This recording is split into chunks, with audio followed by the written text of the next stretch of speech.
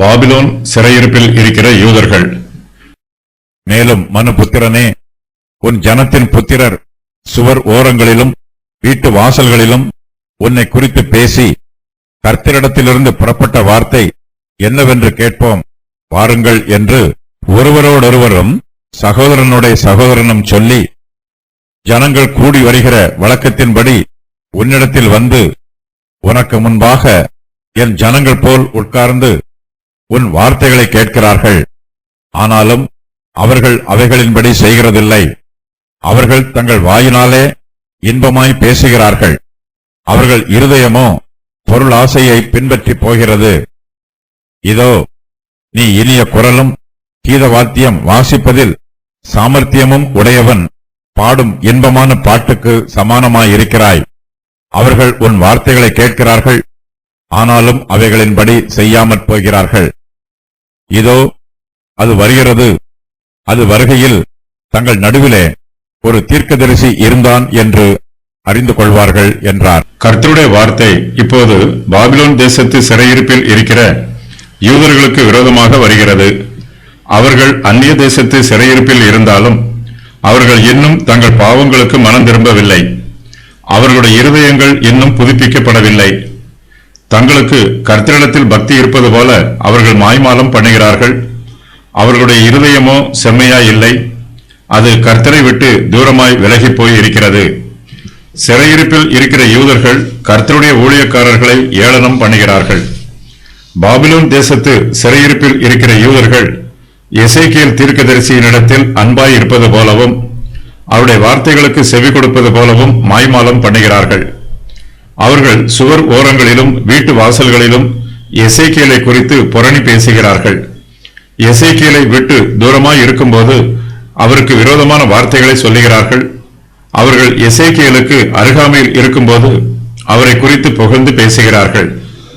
சிறையிருப்பில் இருக்கிற யூதர்கள் எசேக்கியேலை குறித்து பேசும்போது, கர்த்தரிடத்தில் இருந்து புறப்பட்ட வார்த்தை என்னவென்று கேட்போம் வாருங்கள் என்று ஒருவரோடொருவர் சொல்லிக் கொள்கிறார்கள். அவர்களுக்கு கர்த்தருடைய வார்த்தையை கேட்க வேண்டும் என்னும் மெய்யான அக்கறை இல்லை. தீர்க்கதரிசியின் வார்த்தைகளை கேட்பது அவர்களுக்கு வேடிக்கையும் வாடிக்கையும் ஆயிற்று. யூதாவின் மனுஷர் தனிமையில் இருக்கும்போது அவர்கள் ஒருவருக்கொருவர் எசேக்கியேலுக்கு விரோதமாக பேசுகிறார்கள்.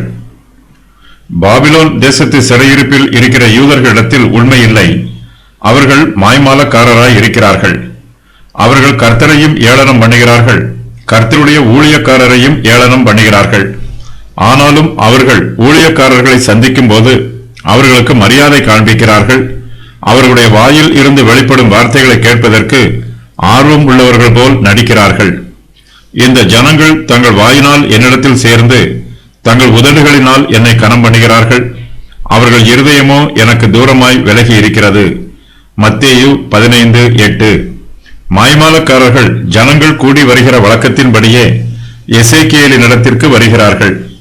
அவருக்கு முன்பாக கர்த்தருடைய ஜனங்களைப் போல் உட்காருகிறார்கள்.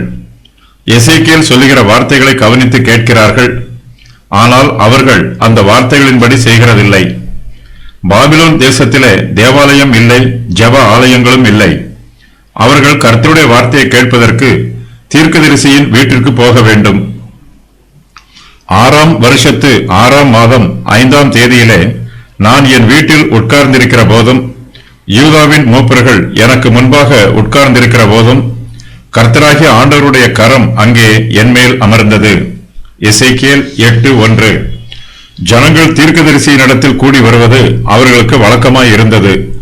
விசுவாசிகள் சபையாய் கூடி வருவது போல சிறையிருப்பில் இருக்கிற யூதர்கள் தீர்க்கதரிசிகளினிடத்திற்கு கூடி வருகிறார்கள்.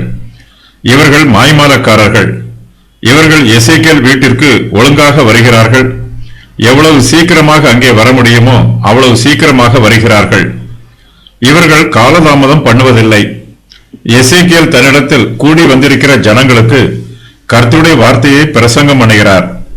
மாய்மாலக்காரர் எசேக்கியேல் சொல்லுகிற வார்த்தைகளை மிகவும் கவனமாய் கேட்கிறார்கள். எல்லோரும் கூடி வந்திருக்கிற இந்த இடத்தில் மாய்மாலக்காரர்கள் தங்களை பரிசுத்தவான்களைப் போல காண்பித்துக் கொள்கிறார்கள். தேவனுடைய வார்த்தைக்கு கவனமாய் செவி கொடுப்பது போல மாய்மாலம் பண்ணுகிறார்கள். எசேக்கியேல் தீர்க்கதரிசியை குறித்து உயர்வாக பேசுகிறார்கள். அவருக்கு அதிக மதிப்பும் மரியாதையும் காண்பிக்கிறார்கள். அவர்கள் தங்கள் வாயினால் இன்பமாய் பேசுகிறார்கள், அவர்களுடைய இருதயமோ பொருளாசையை பின்பற்றி போகிறது. எசேக்கியேல் சொல்லுகிற உபதேசத்திற்கு அதிக மதிப்பு கொடுப்பது போல நடிக்கிறார்கள். அவர்கள் எசேக்கியேல் மீது அன்பாய் இருப்பது போல நாடகமாடுகிறார்கள். அவருடைய வார்த்தையை சந்தோஷமாய் கேட்பது போல பாசாங்கு பண்ணுகிறார்கள். எசேக்கியேலின் குரல் மிகவும் இனிமையாய் இருக்கும். அவர் கீத வாத்தியம் வாசிப்பதில் சாமர்த்தியம் உள்ளவர். எசேக்கியேல் இன்பமான பாடல்களை பாடுவார்.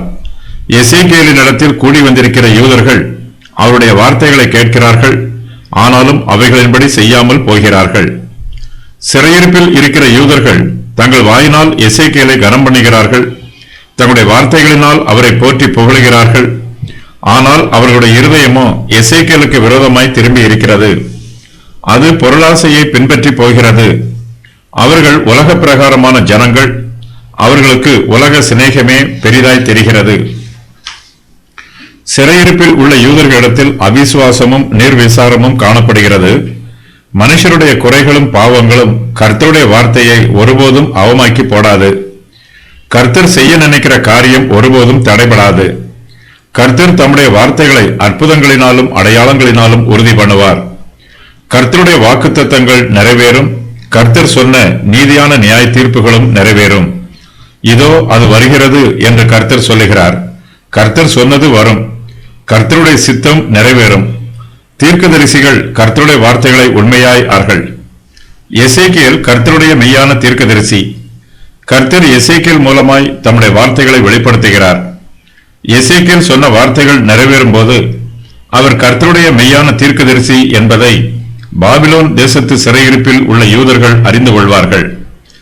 எசேக்கியேல் தீர்க்கதரிசி தங்கள் நடுவில் இருந்தாலும் யூதர்கள் அவரை இனிய குரலுக்கு சொந்தக்காரர் என்றும், கீத வாத்தியம் வாசிப்பதில் சாமர்த்தியம் உள்ளவர் என்றும், இன்பமான பாடல்களை பாடுகிறவர் என்றும் நினைத்தார்கள். அவருடைய இனிய குரலை ரசித்து கேட்டார்கள்.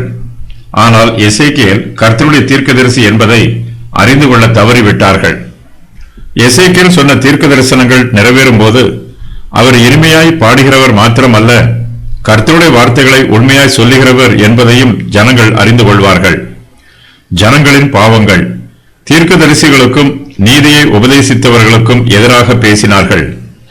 கர்த்தரிடத்தில் இருந்து புறப்பட்ட வார்த்தையை எளிதாக எடுத்துக்கொண்டார்கள்.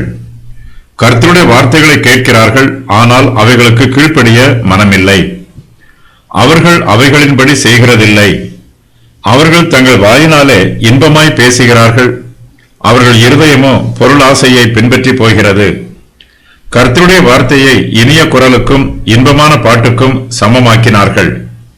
நிறைவேறிய முன் அறிவிப்புகள். இந்த தீர்க்க தரிசனம் நிறைவேறும்.